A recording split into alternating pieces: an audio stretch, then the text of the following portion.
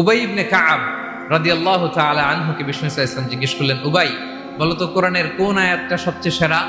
উবাই জানেন, তারপরে বললেন আল্লাহু ওয়া রাসূলুহু আ'লাম, আল্লাহ রাসূল ভালো জানেন।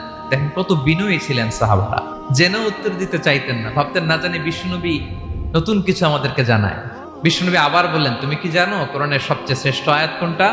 এবার উবাই ভাবলেন এবার আমি উত্তরটা দিয়েই দিই। তিনি বললেন আয়াতুল কুরসি, আল্লাহু লা ইলাহা ইল্লা হুয়াল হাইয়ুল কাইয়ুম, এটা শ্রেষ্ঠ আয়াত। বিষ্ণুনবী খুশি হয়ে উবাই ইবনে কাবের বুকে একটা চাপড় মারলেন, এরকম আদরের চাপড় দিয়ে বললেন লিয়াহনিকাল ইলমু ইয়া আবুল মুনজির, হে আবুল মুনজির, জ্ঞান এবং প্রজ্ঞা তোমার জন্য মুবারক হোক, তুমি ঠিক বলেছো। সুবহানাল্লাহ পড়ে।